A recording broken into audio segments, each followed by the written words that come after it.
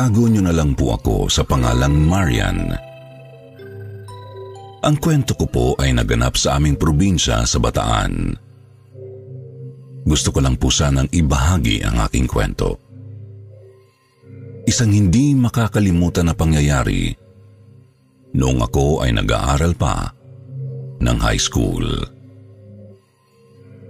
Malapit na ang JS prom namin noon, kaya nagpa-practice na ang aking mga kaklase. Malapit lang ang bahay namin sa aming eskwelahan, kaya katuwaang nagkayayaan na magpunta sa bahay namin ang mga kaklase ko. Dumaan kami sa tindahan para bumili ng alak, kahit na hindi naman kami sanay uminom. Naggayak ako ng gamit na gagamitin para sa inuman. Hindi pa kami nagsisimula nang magulat kami dahil biglang tinungga ng kaklase naming si Glenda ang bote ng alak. Pilit namin siyang pinipigilan, pero ayaw niyang bitawan ang bote. Parang tubig lang niya kung inumin ang alak. Para siyang uhaw na uhaw. Kasali si Glenda sa kotilyon. Kaparis niya ang aming kaklase na si Willie.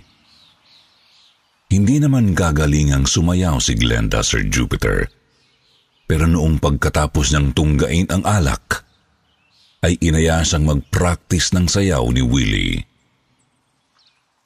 Bigla kaming nagtaka dahil mahusay ng sumayaw si Glenda. Noong araw na din na iyon ay may bisita ang nanay ko na isang dating kapitan na itago natin sa pangalang Romer.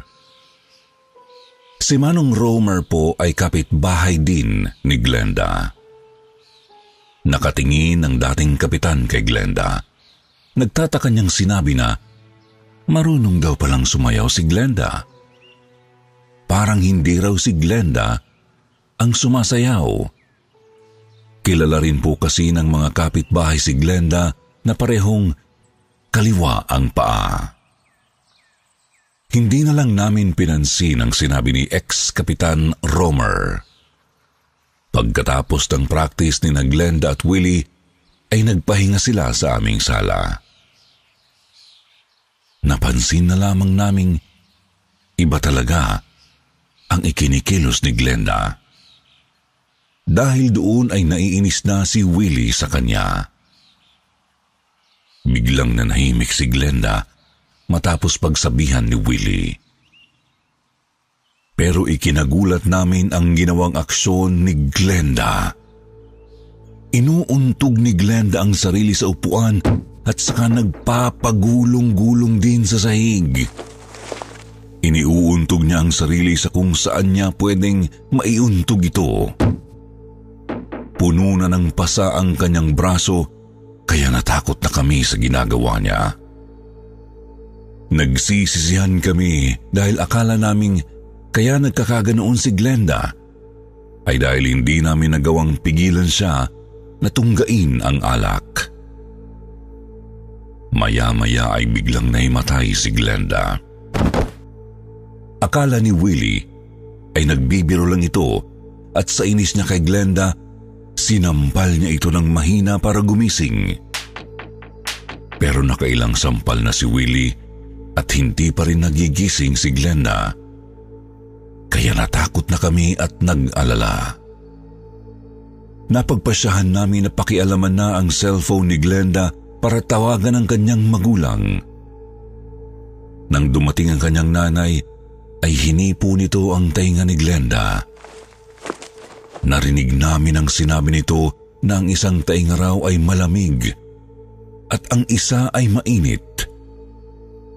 Hindi umimik ang nanay niya. Parang alam na nito ang nangyayari.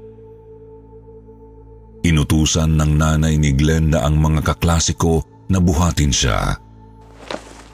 Nagulat na naman kami dahil hindi nila magawang buhatin si Glenda. Napakabigat daw ni Glenda. 3 na ang bumubuhat sa kanya pero hindi nila magawang iangat ang katawan. Para mabuhat si Glenda ay tumulong na rin ako pati ang kaklase pa namin na si Lisa. Hirap na hirap kami sa pagbuhat kay Glenda. Dinala namin siya sa magtatawas.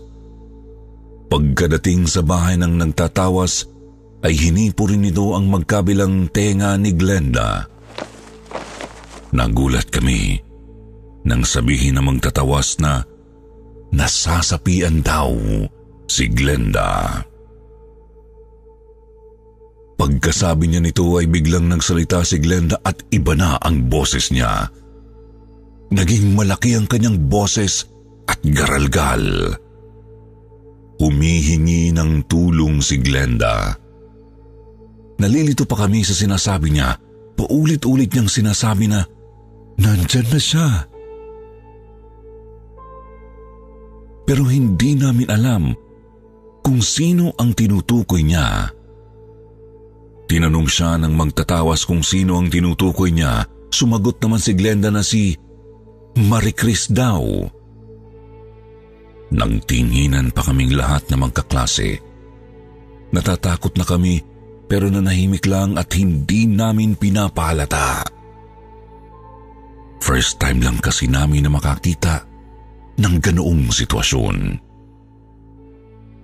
Kinakausap ng magtatawas si Glenda kahit parang natutulog ito. Pero sumasagot naman si Glenda sa kanya. Muling tinanong ng magtatawas ang nakasapi kay Glenda kung anong kailangan nito sa kaklase namin. Sumagot ito na gusto niyang gamitin ang katawan ni Glenda para humingi ng tulong. Na-rape daw siya sa bukid na katabi ng aming eskwelahan. Nakatira daw siya sa malaking puno sa loob ng aming eskwelahan. Dahil sa sinabi ng nakasabi kay Glenda, ay nagpasya na itong paalisin ng magtatawa sa katawan ng kaklase namin. Pilit itong pinapaalis. Naglabas ng buntot pagi ang magtatawas at inilagay sa paanan ni Glenda. Parang napapaso ang masamang kaluluwa sa buntot pagi. Panay ang sigaw nito na parabang nasasaktan. Ngunit malakas siya at hindi mapaalis ng magtatawas. Desidido ang masamang kaluluwa na agawin ang katawan ni Glenda. Natatakot na kami. Hindi na nakayanan ni Lisa ang takot kaya nagtatakbo siya. Bigla kasing nagpumiglas si Glenda at akmang sasakmalin kami. Galit na galit ang masamang kaluluwa sa amin. Tinatanong niya kung bakit daw namin siya pinatay. Paulit-ulit niya kaming tinatanong kung bakit daw namin siya pinatay. Pinabalik kami ng nagtatawa sa aming pwesto at sinabi nito sa amin na magdasal na lamang kami at huwag aalis dahil posibleng lumipat sa amin ang galit na kaluluwa kapag nalaman nito na mahina kami at takot sa kanya. Nagpatuloy sa pagpapaalis ng kaluluwa ang nagtatawas. Sinabi nito na maawa na sa aming kaklase kasi bata pa ito at huwag gamitin sa paghihiganti. Hanggang sa sinabi ng kaluluwa na aalis na siya sa katawan ni Glenda. Latang-lata si Glenda. Kitang-kita namin sa mukha niya na nagtataka siya kung bakit siya naroon sa lugar ng magtatawas. Pero hindi na namin siya nakausap dahil iniuwi na siya sa kanyang magulang. 2 linggo akong hindi gaanong nakatulog, Sir Jupiter, dahil tuwing pipikit ako ay mukha ni Glenda na sinasapian ang nakikita ko. Nang pumasok na kami sa eskwela, ay parang normal naman si Glenda.